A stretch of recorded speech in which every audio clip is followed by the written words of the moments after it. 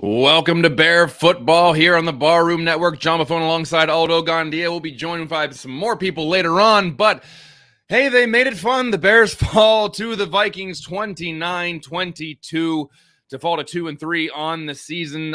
Second half, pretty much a roller coaster. The Bears came out. Aldo, you said the Bears were going to come back and they were going to win this game. They almost made a genius out of you. We almost went to Vegas right after this, but they ultimately fall on Amir Smith-Marquette fumbling at the end. Wish you have better situational awareness just to get out of bounds and not trying to turn it upfield and the fumble there, which is really unfortunate. But we did see some promising things out of Justin Fields. The defense came back and played better. Akindle Vildor comes up with a big interception. Saw some interesting things like an onside kick call, which was interesting. I thought that was kind of a ballsy call. So they didn't get blown out. They didn't get embarrassed. They had a better showing in the second half. But Danny, Jenny Shimon just joins us here. Better performance in the second half. They just come up short. What'd you see? Yeah, like all those calls at halftime, really. I mean, I thought we were, like I said, we were going to Vegas. I had my bags packed. I was, washing some clean underwears, ready to go. It was, it's like, dude, we're all those guys. We're gonna make some money, but yeah, I mean, all the calls that he said they're a second half team, and the Bears have, over the first 5 weeks have proven that they might come out flat, they might come out look like they're overmatched, might get blown up, but they do bounce back in that second half. The onside kick really kind of bothered me. Now they did end up going in and blocking the kick attempt, so that they got no points. But that was really something like you had the momentum there. That was a questionable coaching decision in my opinion. But yeah, I mean, I think they had it there, and there was another call too, the one that you tweeted out, that third down run, Danny. Yeah, 3rd and 4, and they go conservative. They play for a 53-yard field goal from Santos. He makes a kick, obviously, but it's like 3rd and 4. You had the momentum here. The Vikings were on their heels defensively. Like let's go for the jugular here. You're a young team, right? Even if you lose, it's a character building opportunity there where you can go for them and kind of build some confidence in your team there. So I think that was another play where I kind of questioned the coaching decision. And again, you have a defensive minded coach. We all know by nature those guys are just conservative, and that's where he went there. A couple of decisions there kind of ruined it for me, or in terms of the comeback. But man, Smith gets out of bounds. You still have a chance there to come back and tie the game. And I think Fields, I don't know about you guys think, but I think Fields looked comfortable today. Again, the Viking secondary is one of the worst in football. But I mean, he was at the pocket. I had my eyes strictly on Braxton Jones today because I was really concerned about Zadarius Smith and Danielle Hunter on the outside. And I know Hunter got a sack. I think Jones got Smith got a strip fumble, but I think it wasn't against Braxton Jones. I think Braxton Jones did a hell of a job today protecting the blind side for Justin Fields. So there were some positives in the game, but obviously you would want to come out here with a victory, and unfortunately just came up a little bit short. Hey, I'm not into participation trophies. I'm really not, but I am so proud of the effort of this team. I'm proud of the fact that we've got a ragtag bunch of players. I mean, this receiver core is awful. It is so awful. I mean, the only reason that pass was thrown to Smith-Marquette, whatever his name is because Dante Pettis is awful. He's awful. And Equanimous St. Brown, he's a great blocker, but he's not doing anything when he does catch the ball. And for some reason, the connection that I expected between Fields and St. Brown is non-existent. But I just love the way this team came out. They made the adjustments. They fought hard.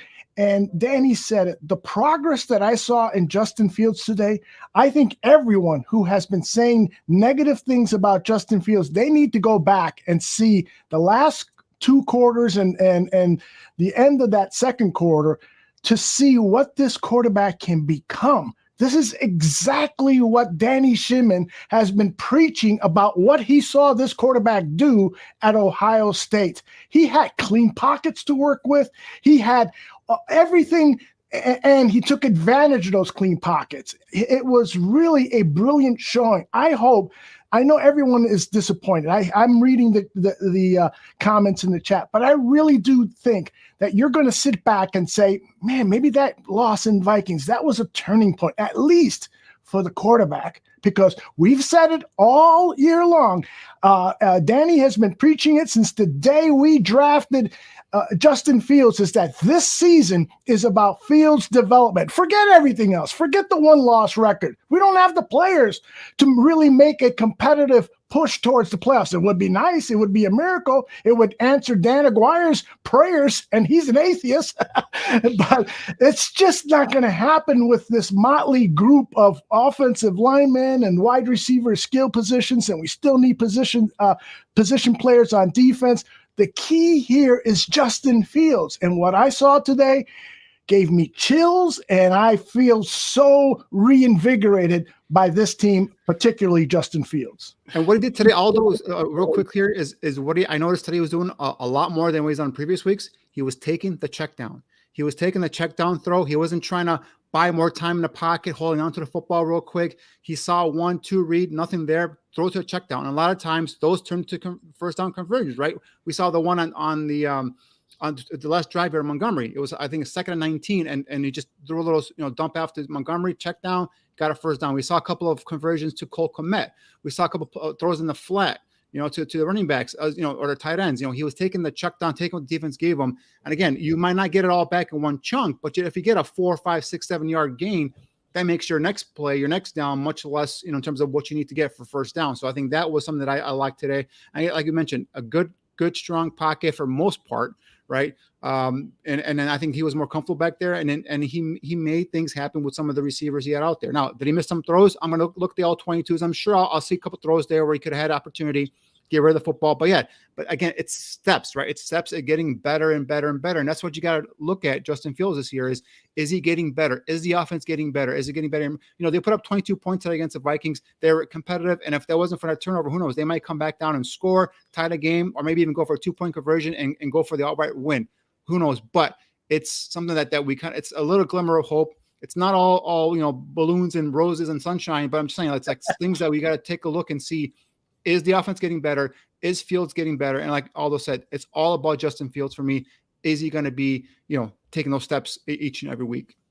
Yeah, and I said after the Giants game last week that I was demoralized after that game because nothing seemed to get any better out of that game. They didn't show us any signs that anything progressed. And going into this week, I said, I just want to see something get better. I just want to see something look better than it did last week. I just need to see some sort of progress. I know that's not exactly a high benchmark, but after last week, I just needed to see something take a step forward, which in a rebuild year is what you're really asking for. Are you getting better from week to week? We know this isn't a Super Bowl team. This is not a playoff team, but are you getting better as the weeks progress with this young roster, with this young quarterback, with this young coaching staff? And I think today we did. Justin Fields goes 15 of 21 for 208 yards and a touchdown.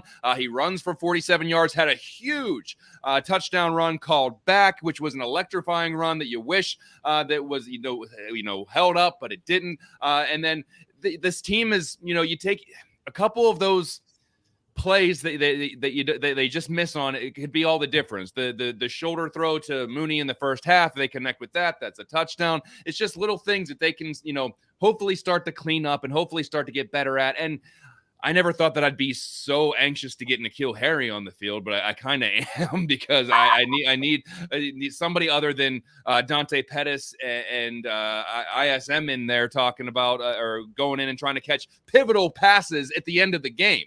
Like this is who you're going to when the game is on the line. And so I'm hoping that, get Bayless Jones more integrated into the game plan now that he's fully healthy, get N'Keal Harry back on there, see what he can do in this system. But I saw progress today. And I didn't feel that way in that halftime because they looked pretty bad at halftime. Although you kept my spirits high on that, but I wish they weren't just a second half team. I wish that they would be able to, get off the bus and be ready to go and not spot your division rival basically 3 touchdowns in the first half. So I wish that they could play better than just this third and fourth quarter. But we did see some growth. We did see something to build on. We did see flashes of what they hope that they're going to be building in Chicago. And most importantly, we saw the quarterback play better today. And that's for me, and I think for most fans and probably the Bears organization, that's the most important part. Is your franchise quarterback or your hopeful franchise quarterback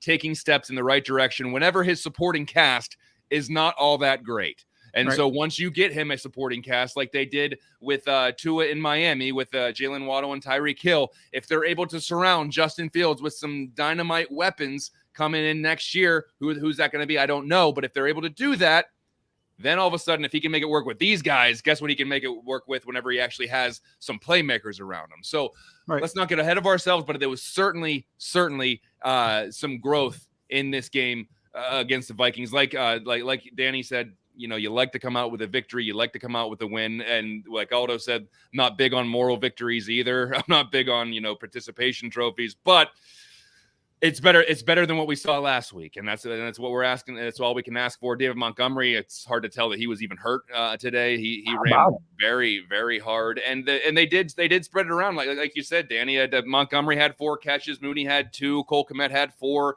St. Brown had 2. Obviously, Smith Marquette had 1 catch. Velus Jones with 1 catch for a touchdown. Ryan Griffin with a catch, and then Dante Pettis was he also traveled with 2 drops. Team. Yeah, two big drops. So he also had a Bears jersey on today. But the one thing that Fields showed today, guys, and this is what I've been harping on, is his legs can be a weapon that teams can be. It'd be gut punches for a defense. That 4th and 4 that they won on, it was a 4th and 4, 4th and 2.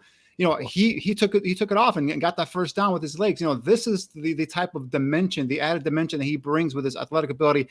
And I don't want to harp on Smith, the number 17 kid, but it was his block that caused the big run for touchdown from Fields to be called back as well. So that he had a pretty bad game today, especially he's a guy that from Minnesota that cut him in the training camp. Bears picked him up off waivers, and he just had a really bad week today. But it's those positive things that I want to see. Now, there are things that I do want to see improve. The guard play to me was bad today. I mean, Lucas Patrick at guard is just horrible. I'm sorry. I hope he's a better center than he is guard. I know that's his more natural position. And I don't know it's gonna take. Maybe they need a viable option at guard for them to feel comfortable to go ahead and put Mustafa on the bench. But I think the sooner you put Patrick at center, let's see what happens. Go ahead. I think Tevin Jenkins had some solid run blocks today, but his pass blocking at times was a little shaky, if you will, but not overall horrible game by Tevin Jenkins. So I think the offensive line is getting better. Brent mentioned earlier Braxton Jones. I did like the way that kid played today. Not perfect by any means, but again, getting better. A 5th-round pick that could be a starting left tackle. That's going to be a huge hit for Ryan Poles going into the offseason if that kid is that starter there at left tackle. So there are some positives. Obviously that some negatives as well. Getsy, I saw him lined up Ryan Griffin at tight end versus Danielle Hunter. That stuff we saw under Nagy last year. Do we not? We don't need that. We've seen that. Ryan Griffin is not a blocking tight end that you can sit there and just say, all right, block one of the premier pass rushers in football one-on-one. So there's things with Getsy that I want to see improve. I want to see him. Did you guys notice how Kevin O'Connell was scheming to get Justin Jefferson open? Now, again, Jefferson's a hell of an athlete, hell of a talented receiver, but the scheme that we able to motion him, shift him, get him in favorable matchups. Why can't Getsy do that to a Darnell Mooney? I'm not saying Mooney and Jefferson are on the same level of receivers. Don't get me wrong. I'm not saying that at all. I'm just saying get Mooney, who's by far your best receiver, your most talented receiver. Get him in favorable matchups. Motion him. Get the ball in his hands in situations where he's in the open field. Try and get the ball into their playmaker's hands. Same thing with Velus Jones. I'm just thinking with Velus Jones, he might be a little bit held back with the injury. But once he gets caught up with the offense, get the ball in his hands in the open field. Let's see what happens. We know this receiving core is trash. And like you said, John, I can't wait till see Harry come back as well, because I'm like, what he does is he won't give you separation, but he gives you a guy. If he's got one-on-one coverage, just throw the ball up to him. Throw it up to him. Let him see if he go up and make a play on a contested catch. Let's see what he can do there. So that's where he can help you offensively. So I think we saw a couple of catches to Cole Kmet today. Again, he's pretty tough in terms of after the catch and bringing him down. So I think that's a positive too as well. So and you touched on earlier with Montgomery, his coming back this soon from that what looked like to me like a season, possibly season-ending injury, coming back this soon and being getting a touchdown today was a positive sign as well. So, but Luke Getsy, I want to see you get creative here. I know you're not playing with a full deck. I know you got some spare parts on offense, but hey, you got Darnell Mooney, you got some playmakers here. Let's get a little more creative. I just don't know if the offensive line or their lack of ability to be able to protect Justin Fields is what has him kind of holding back. Hopefully, once they get the right combination out there, or like they like to say, the best 5 on the field, we'll see a little bit more creativity in the offensive play calling. Yeah. Now, going back to the offensive line, and I would like to get both of your insights on this. What would be the ideal situation right now as far as the lineup on the offensive line? It's hard because there's just like, you're going to have deficiencies no matter what combination you go with. But what would be the most formidable, or at least make the most sense at this point? Because Fields did have a little bit of time there were some clean pockets today to throw out of, but you look at Sam Mustipher, and I just think that he's an absolute liability at center right now. I feel like, and it's not like you said, Danny, it's not like Lucas Patrick is lighting the world on fire at guard, so much so that you can't afford to move him to center. So what is, Danny, I'll start with you, and then Aldo, you jump in right after this. Your ideal lineup, or I don't want to say ideal because nothing's ideal, but if you had to put the line together as it is right now, what are you shuffling to?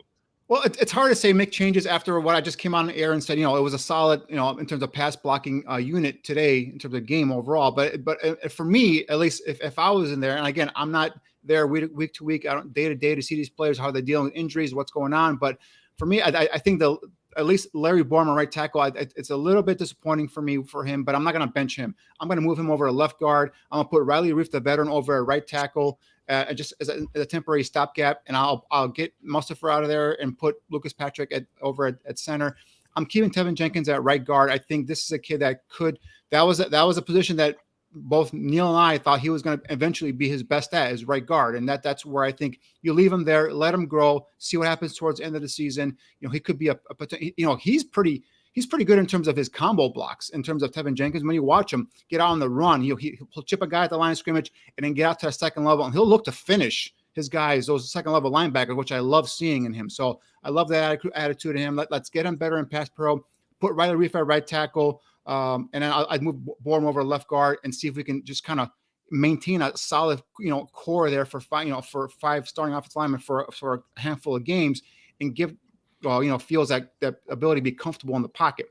Once he's comfortable in the pocket, I'm certain this kid's going to start going through his progressions, and we're going to see more offensive plays, open receivers on field, and more big plays on offense. The worst thing that the Bears can do now is make the offensive line worse. And that is the danger of making changes to this offensive line. The Bears tape every practice. They know what Dieter Iceland looks like. They know what Tyree Carter looks like. They don't have the confidence to put those guys in now. You think that if those guys were burning up, on the scout team and playing great in practice, they would neglect, it's like not like Sam Mustipher has pictures of Matt Eberflus and Virginia. No, I better not say that. But what I'm trying to say is I believe they really are trying to put the best 5 out there, and unfortunately, the best 5 are just not good enough. At least for us right now, and so you've got to develop these guys, and I do think that Patrick at center is the one change that you have to make. I think that the problem is then that's going to create this opening at the guard position, right, and they are afraid that whoever the replacement is just going to make things even worse than they are with Mustipher at center. That is all I can say in terms of trying to figure out the logic that these coordinators have. And I trust these guys. I trust Matt Eberflus and Luke Getsy. They haven't really given me a good reason to not trust them. I listen to their press conferences. I get what they're talking about. They seem to be speaking sincerely about things. And so I'm going to always give them the benefit of the doubt until I see breakdowns, like some of the breakdowns we saw today, like Danny mentioned the very first play, the fullback is not out there. That's a coaching error. There should be a coach on the sideline making sure the right personnel is getting out there. There's little breakdowns, but this staff, these guys just all met a few months ago, and so they're getting together too. And I know what people are going to say. Well, that's what we said about the Matt Nagy staff and so forth, and I get that. But we gotta. I've never in my lifetime. It's hard for me to compare this coaching staff with another coaching staff and say that was a much better coaching staff than this staff. 5 games. It's only 5 games. You can't do exactly. that. Lovey Smith Smith had some great coaching staffs, but I still believe that what we have here in Chicago could be an even better coaching staff than Lovey's. Please go ahead. No, my thing is the interior guys, the guards are getting, and Mustafa as well, are getting beat so badly on run plays, on rundowns that it's you got to think there's got to be someone better on. But I get your point, Aldo, where these guys see them every day. Like like I said earlier, when John asked me the question, I kind of put in my changes. I said I don't see these guys every day. I don't know if they're dealing with the injuries. I don't know if they're there's some are just having a hard time grasping the concept, right? We're asking Borum in my scenario. I'm asking Borum to move from right tackle to left guard. That might be something that he might not be able to do. That's something that we'll have to see. But you can't see Lucas Patrick getting beaten all the time at guard, or Mustafa getting swim move at center, and then also Tevin Jenkins not even touching a guy. That's more of a coaching aspect there. I'm not saying bench Tevin Jenkins, but I'm saying like this has got to be something that's got to be shored up, right? Whether it's bring multiple combinations, whether it's just for me, Lucas Patrick at guard is not going to work. Let's hopefully he's better at center. Now that question is, the Whitehair injury really throws a monkey wrench into this, right? Because Whitehair kind of had solidified that left guard position. So now we're going to talk about moving guys here and there, whatever. If they don't feel comfortable putting a Ja'Tyre Carter, who's a rookie, I understand. Michael Schofield didn't show well at right guard during the preseason. So I understand why they don't want him there in the left guard. So if this is their best combination until Whitehair comes back, unfortunately, it is what it is, right? But I just can't look at that and say this quality of play is what you're going to have to sit there and watch every week in and week out. If as a fan, forget the analysis part. As a fan, it drives me crazy to see guys get beat play in and play out. Yep. Yeah, and I think that if you just look at the surface, I mean, there could be a common theme to say, hey, get the young guys in there, get them some playing experience and see who can play. But that's also to the detriment of your young quarterback who you're trying to keep him upright. So you can't say, let's get some guys some playing time and see what they can do at the expense of getting your 23-year-old quarterback killed. So it's important to take that as much as, is this the best we got? Is this the best we can put up? It may not be great, but is this the best we got right now that can keep Justin Fields upright and keep his progression pointing in the right direction, like we saw today? I want to go to I think we had a question by one of the users here, Aldo. I think by Matthew Switcheesy here that Harrison Smith TD breakup on a missed DPI call. Danny, can you check that out? Yeah. So what happened was, I know what Matthew was talking about, because before the ball got there, Harrison wasn't looking back for the football, and he went and he swiped down right through the arms of Darnell Mooney. So that could have been a DPI, but it's a judgment call, and I think the referee just said he made a great play. Initially at full speed, I didn't think it was a DPI, but then when he slowed it down at replay, I saw him kind of go through and he hit Mooney's arms right before the ball got there. He wasn't turning back looking back for the football, so technically that could have been a DPI, but obviously it wasn't called. Danny, are you hearing any feedback at all? And anyone in the chat room hearing feedback? Oh, you are. Yeah. Let me see if it's me. Hold on. Yeah, actually, I was testing it, and yep, we're still getting pretty bad feedback on it. But I can keep talking. But we can switch over to the defensive side of the ball. Danny, what did you see as far as, because this is a great adjusting team at halftime, something that we haven't seen prior. But if you had to put your point to one thing that the defense is doing differently in the second half, what do you think they did? Well, in terms of today, basically what they did was they got a little more stiffer against the run. I saw a lot more run blitzes, right? So they brought extra defenders, whether it's a safety, whether it's a linebacker, to try and stop the run. Unfortunately, toward that last drive, again, that inability to be able to stop that edge, to be a stout run defender on the edge by the defensive ends, cost them, as some of those runs to the outside were big gainers. So, for me, what stuck out in the second half, and I got to tip my hat where it's due. Kyler Gordon played a better second half than he did in the first half, especially in terms of open field tackle. The kid made a lot of good plays. He came this close to tipping that ball that went to Adam Thielen on sidelines. I thought for a second that was a possible pick six there, and him being able to maybe take that to the house. So I think, Gordon kind of rebounded. I like that. Again, he's a rookie. He's going to take his lumps, and so far for the first 5 weeks, he's taken his lumps. But I did like seeing him bounce back and like I said, play a solid second half there. Interior, we had some pressure, but not enough. And I think that's one of the biggest needs that a lot of people don't talk about is the need for a ass kicking, a havoc wrecking interior defensive lineman. And Justin Jones is a nice complementary player.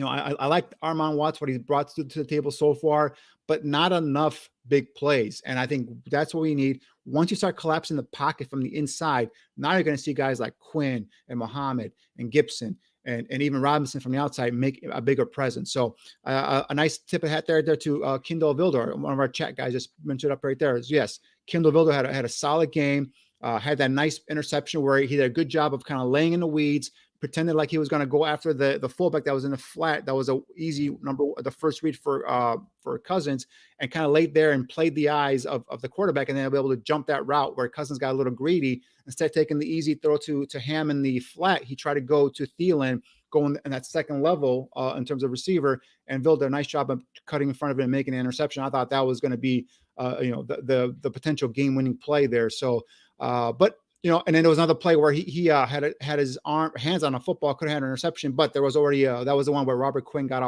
off sides, and that was going to be a free play anyway. So, but I think Vilder is playing better and better. He's getting better. That's another positive there. So I think once Jalen Johnson comes back, once we get Gordon kind of up to speed and his confidence back up in terms of covering.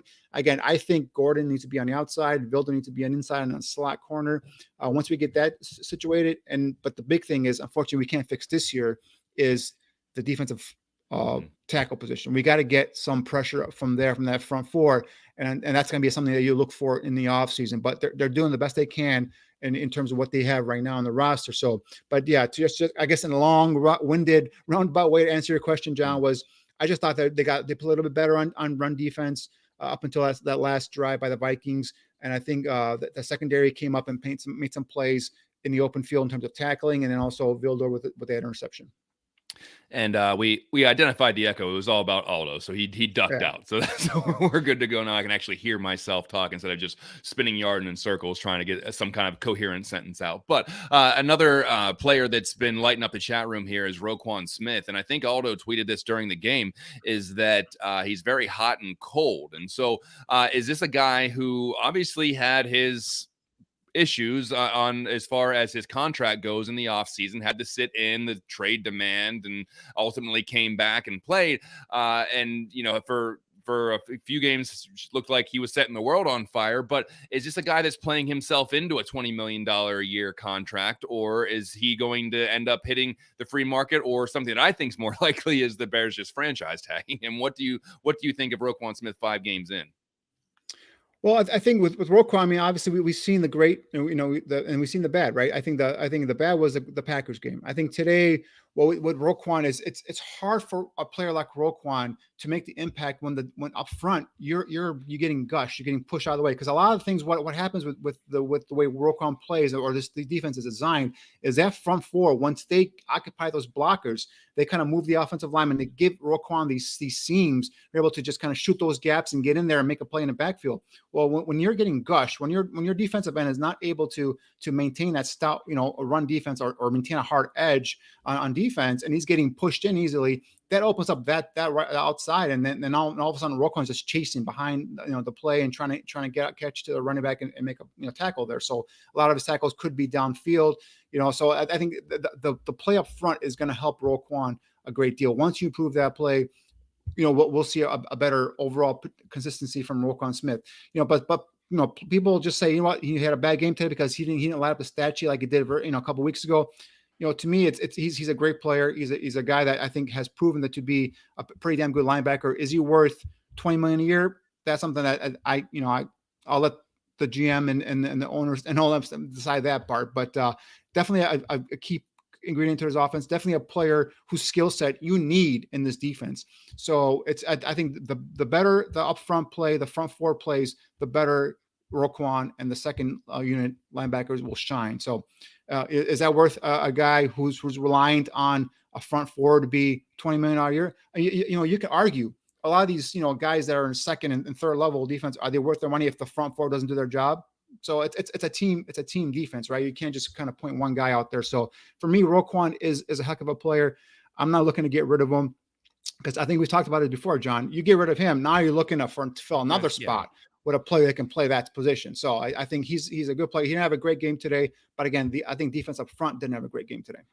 Yeah, and that's where the conundrum comes in for me, because my biggest thing is quit putting Band-Aids over the things that you screwed up, and they didn't screw up the pick with Roquan Smith. He's a great player, so you'd hope that you can keep your homegrown players instead of having to chase all of the mistakes in which we've seen, and I've rattled them off 1,000 times. You messed up with Adam Shaheen, you got to go get Jimmy Graham and Cole Kmet, the whole Leonard Floyd, go get Robert Quinn, the Trubisky to Foles to Dalton to where we are with Fields now. It's always chasing your mistakes, but this isn't a mistake. So you would hope to be able to keep him in-house. I think that Ryan Poles likes to play hardball, which I like out of my GM, where he takes a stance and he kind of hard lines it. And so I think that they could potentially tag Roquan Smith. I don't necessarily see them trading him unless there's a big ransom that's put out for Roquan Smith, but then whoever trades for him has to pay him what he wants as well, probably. So I think that this could be leaning towards a franchise tag, or depending, I mean, who knows what's going to happen in the offseason as far as, negotiating that extension. But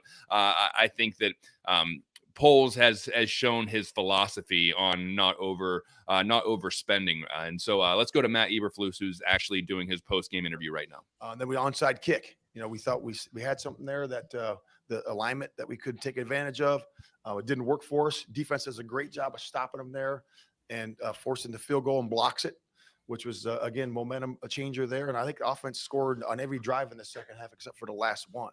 And really, this the message for the guys in there was just this: hey, in the NFL, it's never going to be perfect, and it's always going to come down to the end. And we learned that the last 2 weeks, and we have to make the plays to finish the game and seal the deal. And that's what it is. It's about playmakers making plays. It's about the coaches putting the guys in position, and we just have to finish and give ourselves a chance right there. And again, to me, that would be the defense getting a stop on one of those third downs, in that drive. That there was a 3rd and 1, 3rd and 4, 3rd and 5, 3rd and 8, 3rd and 1. We got to stop them there and make them kick a field goal. And then obviously at the end, we got to, operation was really good by Justin. Justin had one of his best days of his career. And he was, 15 or 21 for 208, had a long of 39, had a drop. One of the drops was a big one, had a passer rating of 118. So that was good. And at the very, very end, I thought he was operating, the 2-minute drive really nice.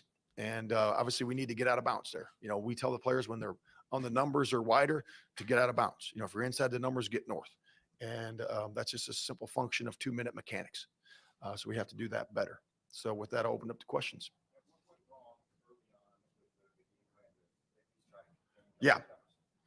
So I give credit to them.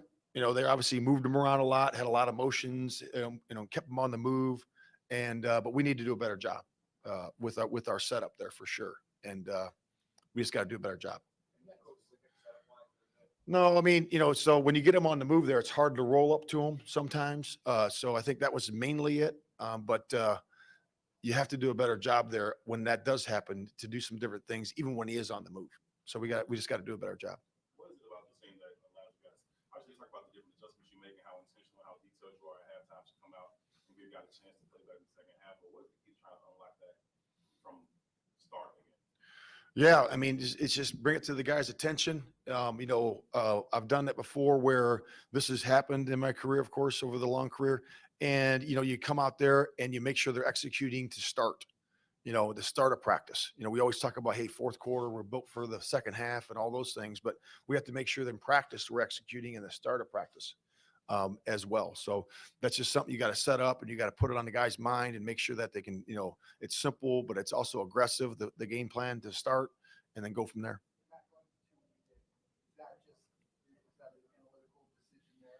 Yeah. Yep. Just analytical decision. Yep. It was the green light on that. Well, it's something we practiced. We practiced it all week. We knew, and it set up perfectly. When you do something like that, I told the entire defense, I said, listen, we're going for this. Okay. And there's a chance we don't get it. But listen, I want you to respond to this. If we don't get it, sudden change, you respond to it. And they all did. They respond. They rose up there. Then they ended up blocking the field goal. So to me, it was really a wash right there. We got them on, got them on basically on downs right there for the block field goal. Yep. No, that was where we were. The numbers where we were for this game in that part of the field was a 4th and 4, green light all the way. Coach, obviously Amir feels terrible after the game. You pulled him aside, you talked to him one-on-one or something like that. Yeah. Oh yeah. I talked to, listen, I'm close with all these guys. I talked to every single one of them, talking about their performances, how we can improve going forward. If a guy had a really good game, what's his mindset going to be for the next game? And that's part of coaching. And I'll certainly do that for sure.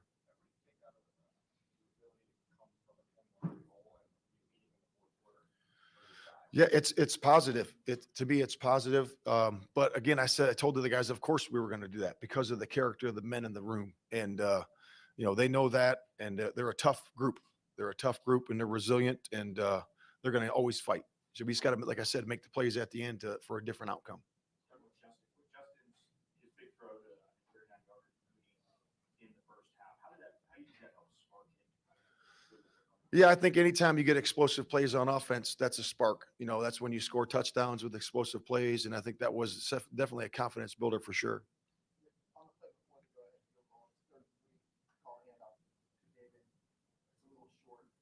Conversation about, do we want to go for it here? And how do you work? Yeah, it was all based on the yards.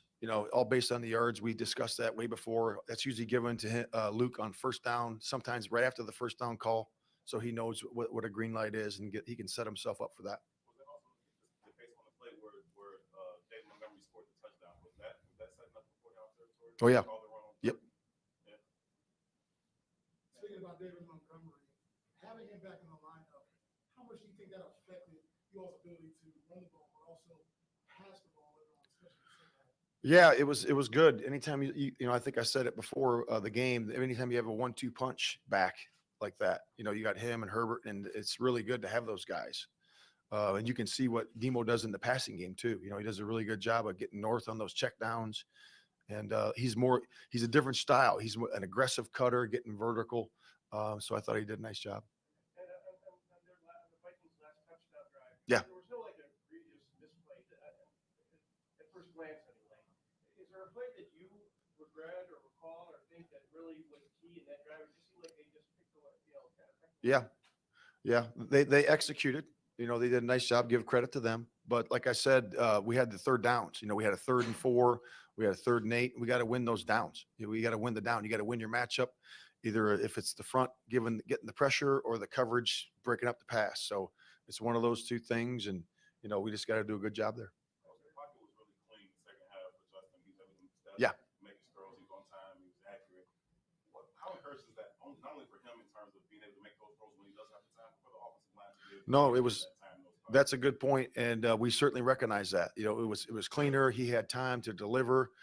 He can see down the field without being in a rush, and ride the pocket like we talked about last week. So that's definitely an encouraging thing to see. I think he had 2 sacks, I think, today for 15 yards. But yeah, that's an encouragement to keep that thing clean. Yeah.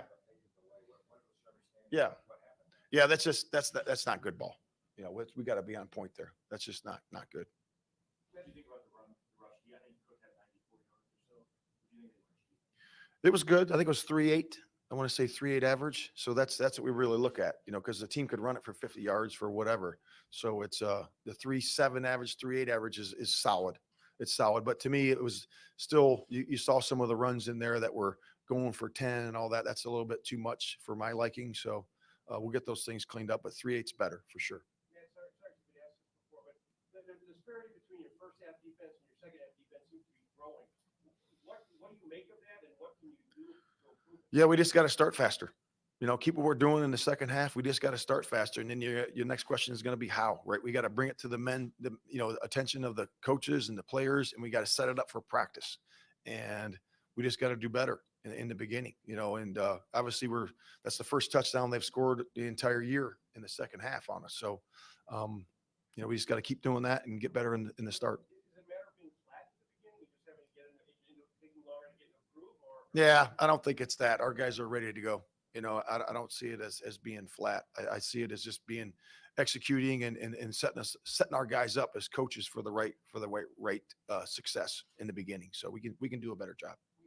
Two more about going for two and stuff like that. Yeah.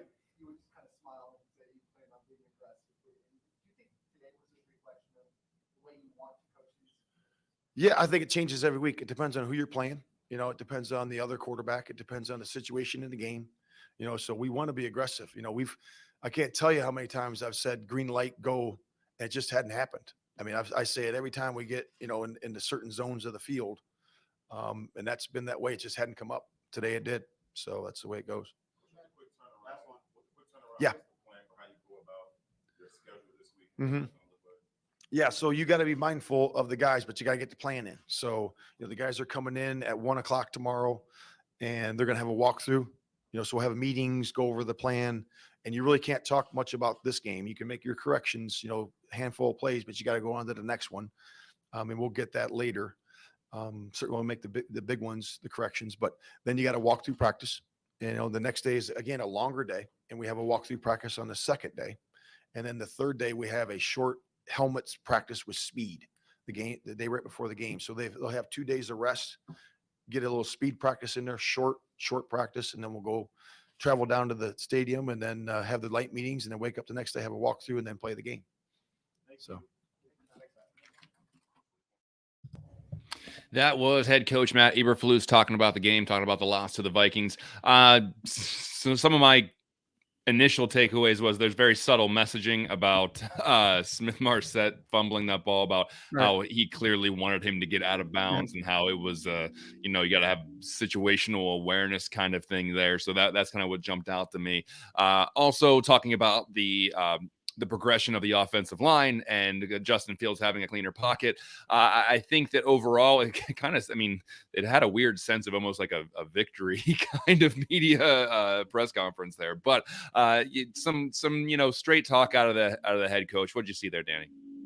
Yeah, for me, the one thing I do like about Matt Eberflus so far is that he's a straight shooter, right? He's not going to sit there and kind of BS you at the post game press conference. He just said, you got to get out, of bounds. You can't just fumble the ball there. I like the fact that he said that they and in terms of their first possession where they got the delayed game, that they got to clean it up. That's on them. That's on the coaching staff. That's bad football. I agree. That was embarrassing. You come off, the Vikings take that first drive, score, or the 12-play drive they score, and then you guys are not ready with your personnel for that. The next first series and the next drive. So, and then there are things he needs to clean up. I think he talked about, he touched a little bit on that run defense. That's where I kind of have a little different with him. I think he was talking about the 3.8 average, where the Vikings were averaging 3.8. It's kind of hard to hear him there, but I don't like that. He might like the number, the average number, but I don't like the way they're getting gashed.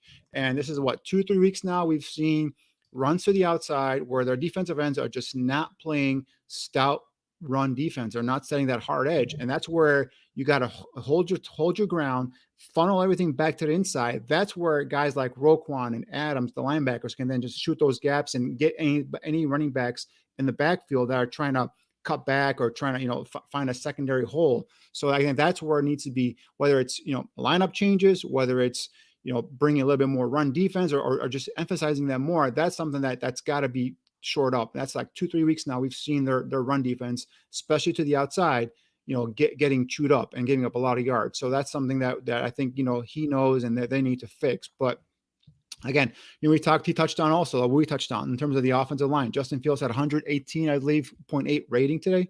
And here's Justin right now. And made a contested catch, but after seeing a video of it, that was a great catch by him, and great play, great protection, great all around by the guys. It gave us a lot. A big play like that before the end of the second half, it set us up for that touchdown. So it definitely gave us a lot of momentum. As a leader of the offense, you obviously struggled in the first half, but much more exposed in the second half. What do you tell your team in order to maybe get more consistent, in order to keep them around? Just keep going. That's all you can do. Just keep going, keep fighting, keep grinding. Like, that's it. So, yeah. Justin, how tough is it to be so close? You guys were moving the ball, you're driving, and Yeah, it's tough, but you know, I know Mir. I know he's feeling down right now. So our job is to pick him up, and you know, he's a great player. And I mean, me personally, I know what he can do on the field. You know, he's young, second year, so he's just got to learn from that mistake and keep going. But you know, he can be one hell of a player in this league for sure. How do you feel about the way the 2-minute drill, 2-minute drive was going before that? I mean, you had a completion, I think, that would put him around 45, maybe 2 minutes ago. Yeah, I mean, I think it was going good. I think we had plenty of time, so it was going good. I think we were moving efficiently. So, who knows what would have happened? So, yeah. How do you process good plays being taken out, being negated like that? I mean, good completion by you that gets negated with a fumble, the 53-yard touchdown run that gets negated with a penalty. You said, how do I feel about it? How do you process that?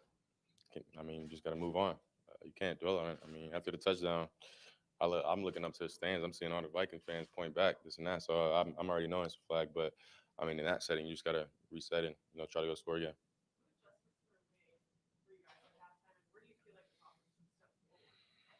Yeah, I think efficiency in the passing game. I think we took a step forward for sure. I felt like the protection was better today, for sure. I think we definitely handled their blitz better than last week. So I felt like we took a step forward in that, and just overall, I'm just proud of everybody and the way they fought. We were down 21-3. A lot of the teams in this league would have just laid down and stopped playing. But I'm just proud of our guys and the way they fought. So yeah. The better protection, you feel you got more of a rhythm in the second half, kind of felt like yourself a little bit. Yeah, for sure.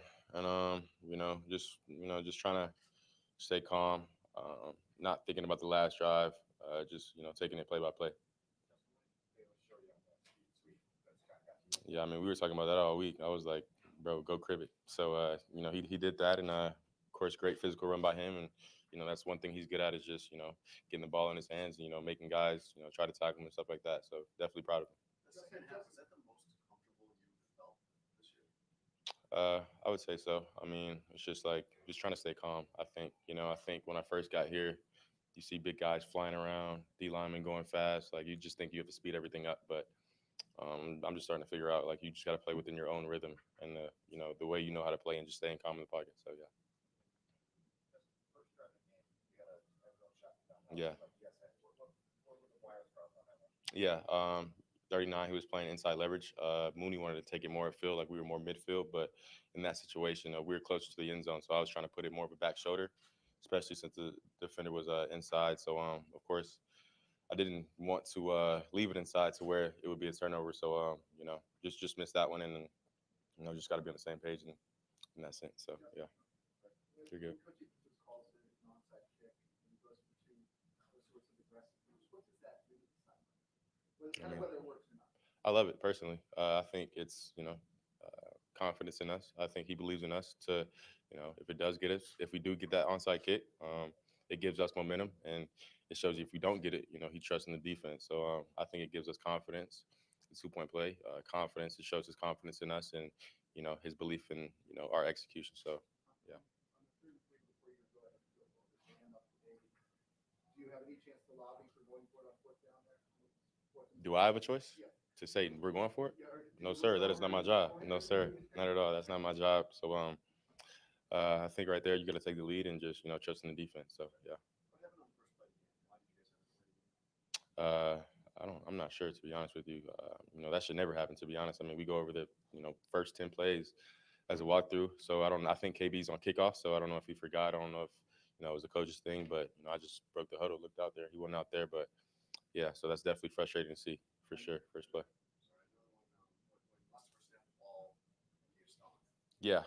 So our cadence, it's the leg kick. So I was trying to come up and I think either can the play or change protection. So when I was walking up, he just got that leg kick mixed up with me walking up. So next time I'm just going to put my hands down and make sure he sees him, and then just be more decisive with my body movement, in a loud environment like this. Appreciate it. That was Justin Fields at the podium.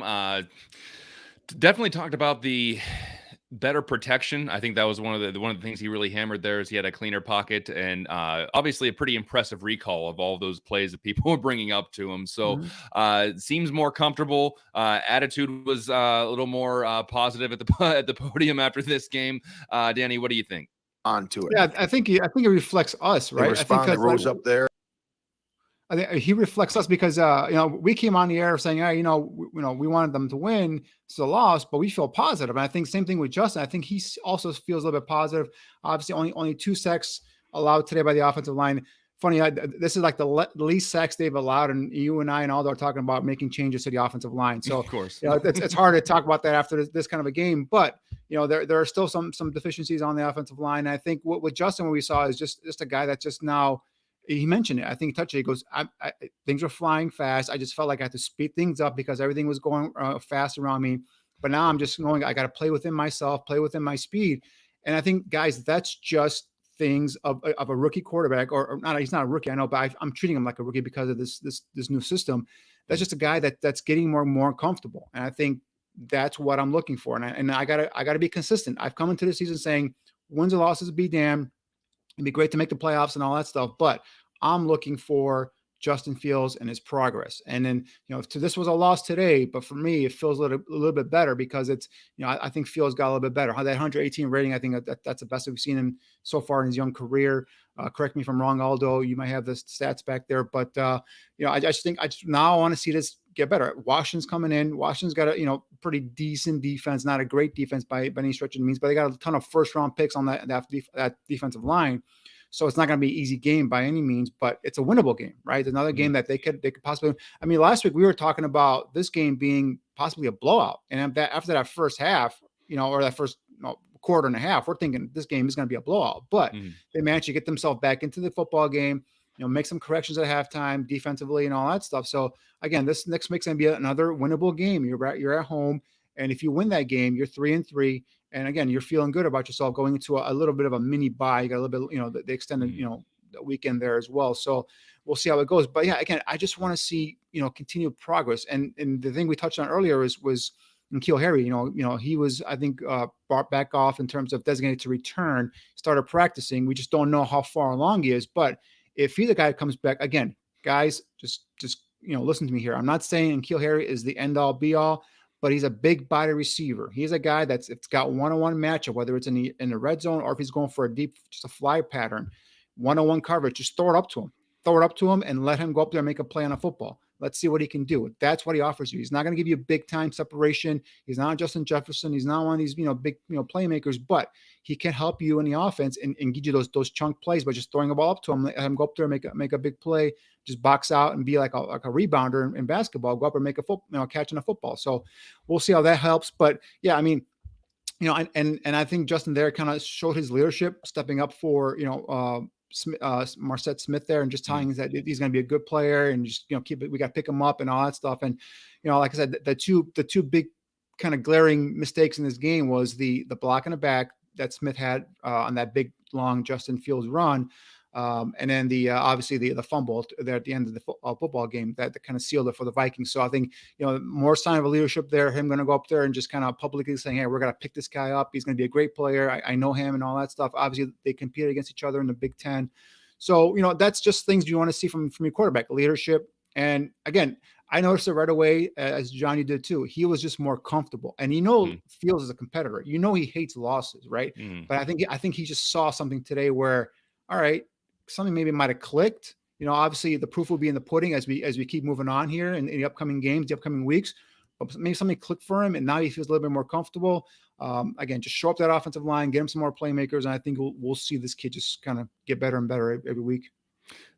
Real quick before we start talking about next week, before Justin Fields came up to the podium, we were talking about the run defense and how Matt Eberflus was happy about that 3.8. That is some crafty message mapping there, because quite frankly, Dalvin Cook had a 5.2 yards per carry, and you're also factoring in on that 3.8 that Kirk Cousins had 4 carries for 4 Right. yards. So, of course, that brings the average down. But Dalvin Cook actually had a pretty good game at 5.2 yards per carry. Anyway, that's neither here nor there now. But looking ahead to the short week against Washington, we're talking about some of these possible, what could they do to the offensive line? Is N'Keal Harry going to come back? That might be more plausible after a Thursday game, whenever you do have that extra 10 days or whatever between games. If you are going to make a change, or you are going to get somebody more involved, or somebody is going to come off the injury report, or make their debut, probably not on a short week are they going to make any kind of sweeping changes. You're probably going to see very much the same that we saw today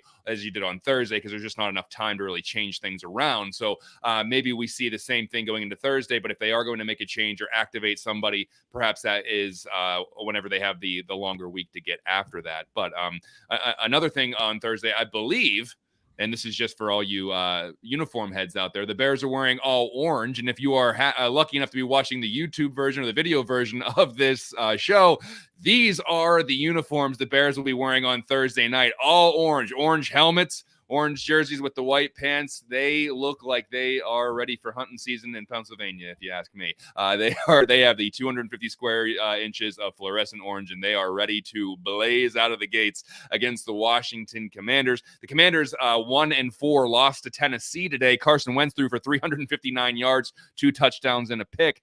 Didn't have much of a running game. So if the Bears are going to get right in the run defense, they could have an opportunity against Washington. However, their young running back, Brian Robinson, was activated today for the first time this year after suffering a gunshot wound in the offseason, which is miraculous that he's back on the field as it is, and thank God he's okay and able to come back on the field as quickly as he did. So we'll see how they are able to adjust to that. Danny, I think on Thursday night games, and I wish if I were a better broadcaster, I would have done some research on this before I started spouting it off. But I feel like there's a big advantage to being the home team on Thursday night football, just because of the short turnaround, because at least one of those days for the away team has to be for travel and getting into the city, whereas the Bears will have another day to either rest or prepare or practice or whatever they need to do. You heard Matt Eberflus kind of talk about what they do on their short week. If you're gonna play on a Thursday night game, I love the fact that the Bears are home. Do you think that will play a factor in this?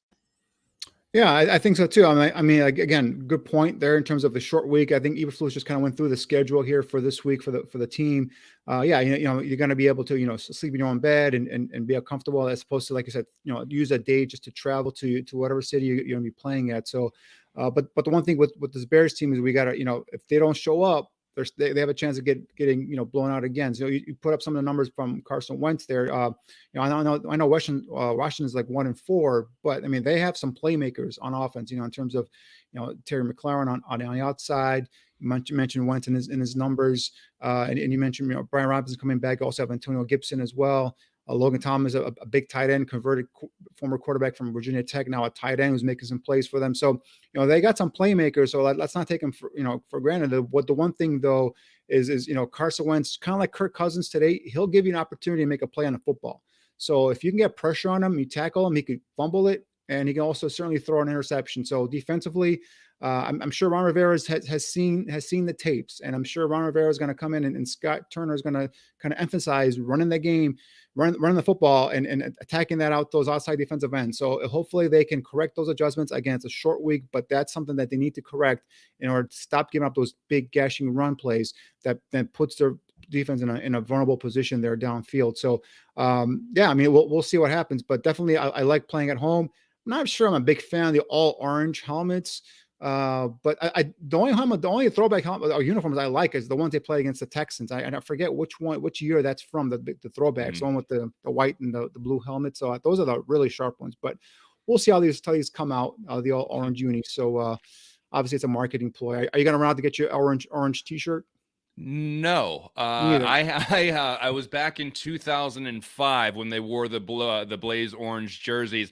I actually have, and I haven't worn it probably in 15 years, but I have a Blaze orange Rex Grossman jersey because it was on sale. Now, once again, probably should have taken the sign there because that was the last year that he was in Chicago, and so I didn't really get to wear. Although I believe I duct taped the back of it and turned it into a Jimmy Clausen jersey for a couple weeks. Didn't get any better. Didn't get any better. The level of play did not rise. So I love orange is my favorite color for a number of reasons. I love it. It'll be a different look. We'll see. They'll definitely pop on the TV. So we'll see. But let's start wrapping things up here, Danny. Go ahead and give us some final thoughts and what we can look forward to.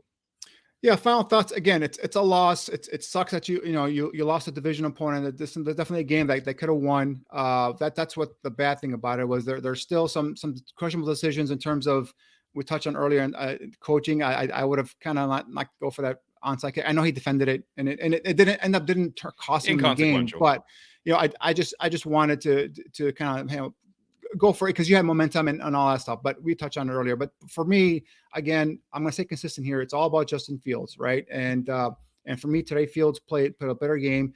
I got to break down the all 22s, and like last week, I was breaking down the all 22, and they were just flat out throws he just didn't make. There were receivers open. He was staring them down, just didn't pull the trigger.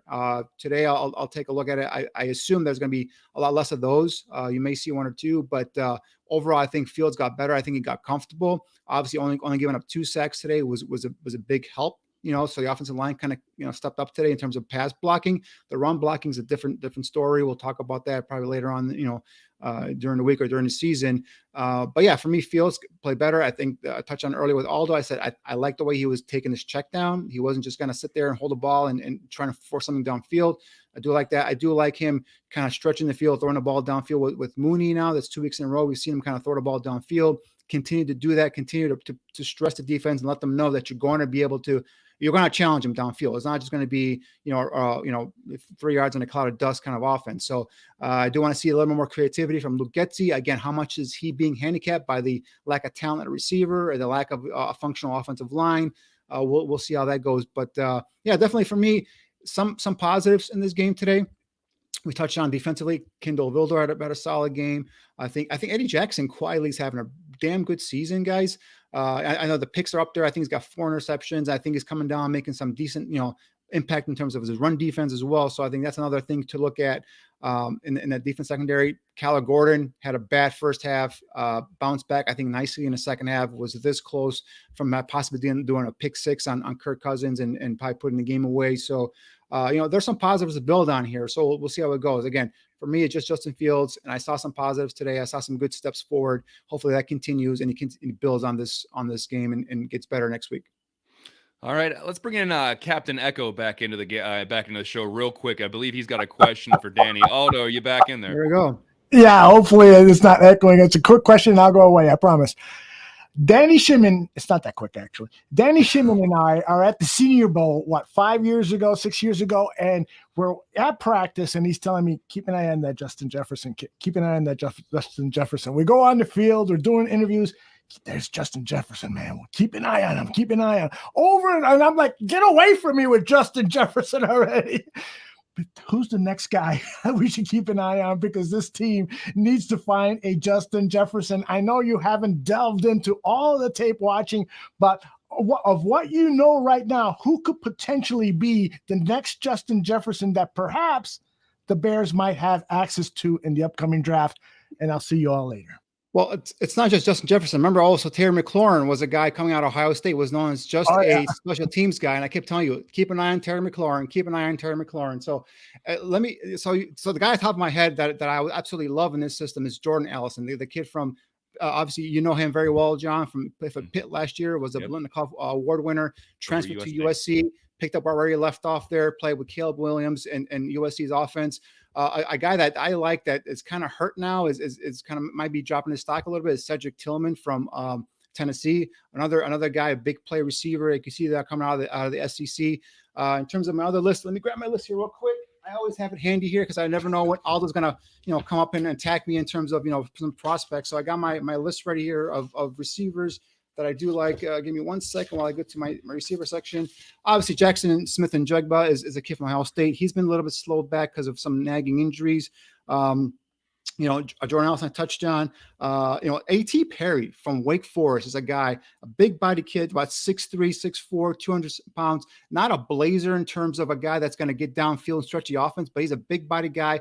terrific body control, solid hands, a guy you can just throw the ball up there. You'll see him contour his body, make the adjustment to the play, and make some big catches downfield. So A.T. Perry is a guy to keep an eye on. And so a ton of guys, like I said, they haven't really got into it, but from right now, it's Smith and Jigba, Jordan Allison, and A.T. Perry are guys that are exciting me so far this college football season. They may all be upgrades to what the Bears currently have. I think that no matter which one you pick right now, it would be an upgrade. So my final thoughts are, like I said earlier in the show, and if you're just joining, is that I just needed to see progress in some way. I've lowered the benchmark, but I understand what the Bears are and where they were going this year and what we need to see. And I think we saw what we needed to see today with progression out of the quarterback, the resiliency from this team. Obviously, they can make pretty good defensive adjustments at halftime. Wish they could, they wouldn't need such drastic adjustments at halftime. Wish they could play like that from the first quarter on. But regardless, they are not getting embarrassed. They are not getting blown out. We are not seeing any of those. I saw someone, I need to learn how to attribute these things, but I saw a tweet saying this looks like a Trestman primetime game, which we all know got out of hand very quickly when Mark Trestman was the coach. This was not that. They came back and they made it respectable. They took the lead and they had an opportunity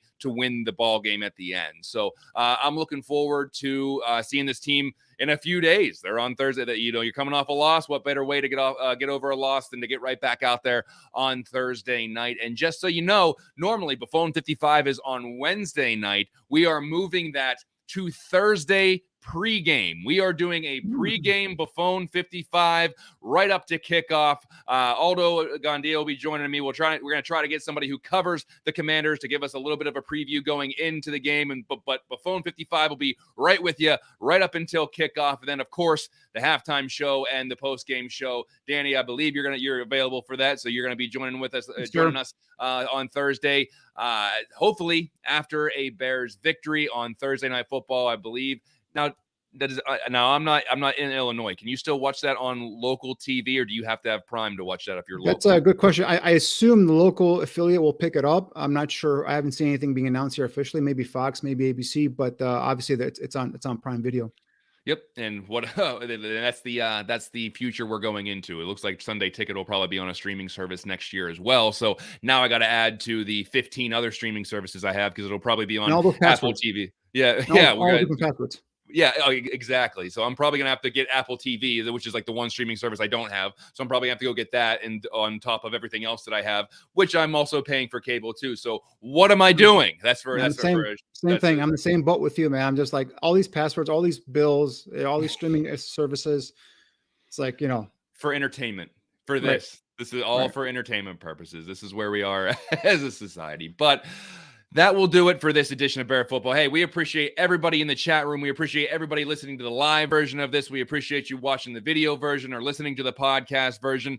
Really love all of your input. We love taking your questions, love seeing your comments, love the community that we've been able to build here at the Barroom Network. We appreciate each and every one of you, whether it's your first time or 500th time. Know that you are appreciated in that chat room. But for Aldo Gandia and Danny Shimon, I'm John Buffon. We'll see you next week, everybody. Where you are.